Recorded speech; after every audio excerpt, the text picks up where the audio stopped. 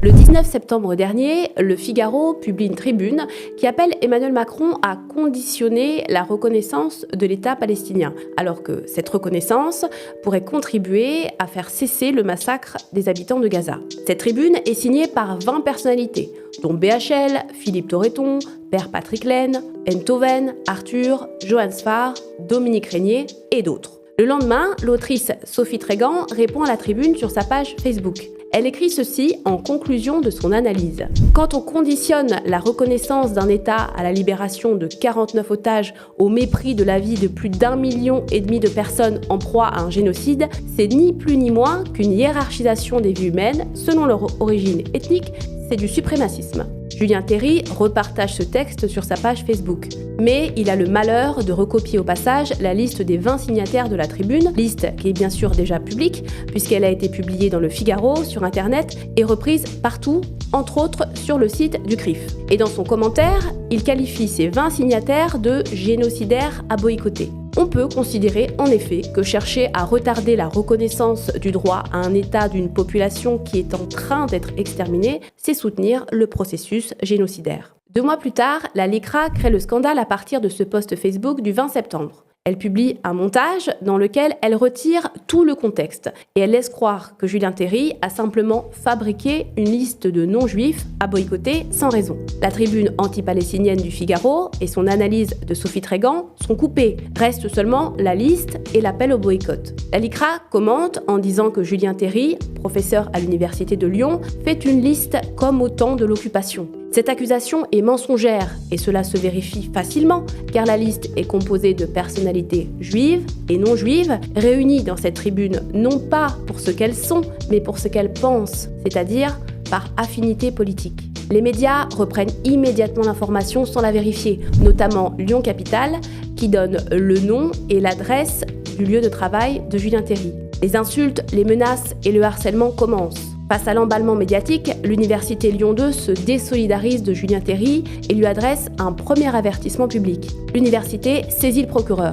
En réponse, le lundi 1er décembre, 800 personnalités publient une grande tribune en soutien à Julien Terry. Elle dénonce une campagne de diffamation et le développement d'un maccarthisme à la française, en référence aux violentes campagnes anticommunistes, en particulier dans le milieu académique, qui avaient lieu aux États-Unis dans les années 50. Aucun grand média, même de gauche, ne reprend la tribune du 1er décembre, alors que d'habitude, ils prétendent défendre la liberté d'expression.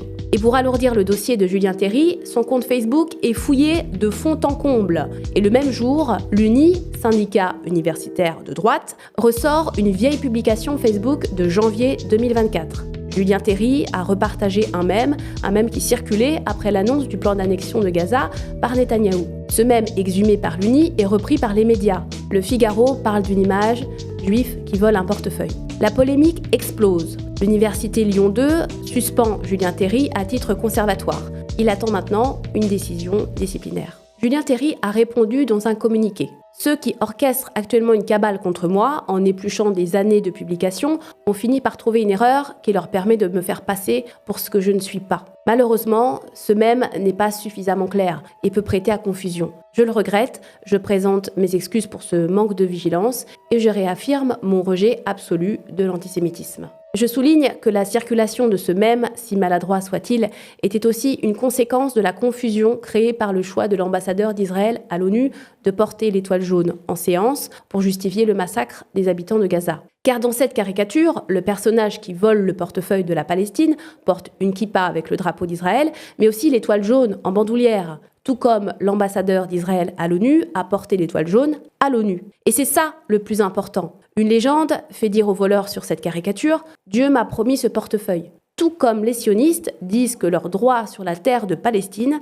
sont attestés par la Bible. On peut considérer que cette caricature était trop ambiguë et que Julien Terry n'aurait pas dû la reposter, comme il le pense et le dit lui-même. Même si, à l'époque, en janvier 2024, Netanyahou multipliait les provocations en annonçant l'appropriation de Gaza par Israël. Il faut rappeler aussi les vraies raisons et le contexte de cette offensive contre Julien Terry. C'est parce que Julien Terry est une voix pro-palestinienne importante en France. Le 23 octobre de cette année, Julien Terry avait publié sur le site hors série, en accès libre, un chapitre de son livre récemment publié au sujet des idées fausses concernant l'histoire de France. Dans ce texte, que l'on peut toujours aller voir en ligne, il démontait méthodiquement l'idée qu'il existerait aujourd'hui un antisémitisme de gauche systémique. Il expliquait que l'on peut bien sûr trouver des individus et des propos antisémites à gauche, mais que c'est seulement à droite que l'antisémitisme est une nécessité structurelle pour des raisons idéologiques. Et surtout, il explique comment ce discours sur l'antisémitisme de gauche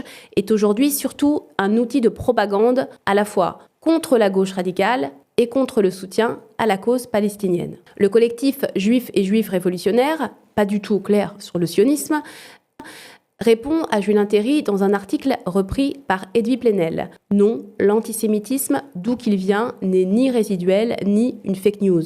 Mais avant ça, le rédacteur en chef du journal de la LICRA, Emmanuel de Bono, a publié un article du même acabit sur le site Conspiracy Watch. Non, l'antisémitisme de gauche n'est malheureusement pas une fake news.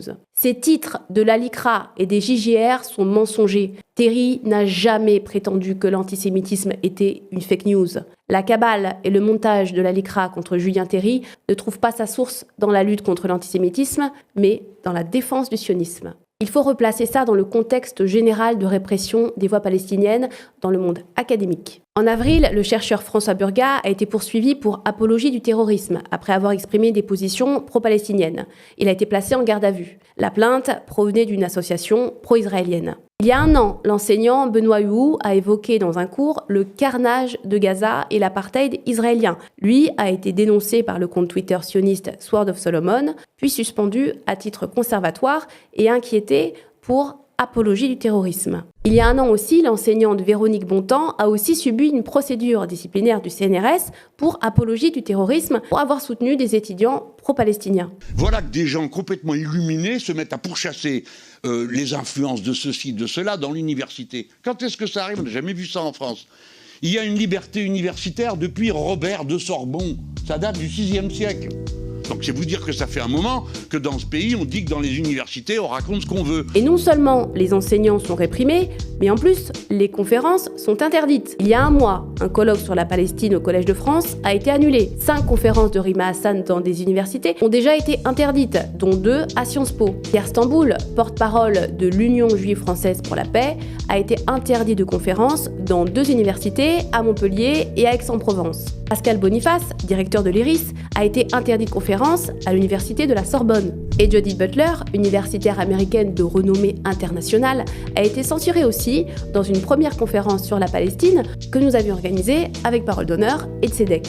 Et il faut ajouter à ce contexte de répression académique les mesures de répression financière, notamment la fermeture des comptes bancaires de l'Union juive française pour la paix par le Crédit coopératif, d'une médecin rennaise dont les comptes ont été fermés après des virements destinés à aider un blessé de Gaza. Et il faut aussi rappeler les gels d'avoirs et les procédures contre des militants pro-palestiniens musulmans. Abdulrahman Ridwan, Nourdine Aoussat, Elias Dimzalen, Yamin Makri, Abdelwaheb à Montpellier ou encore le porte-parole d'Urgence Palestine, Omar Al-Soumi.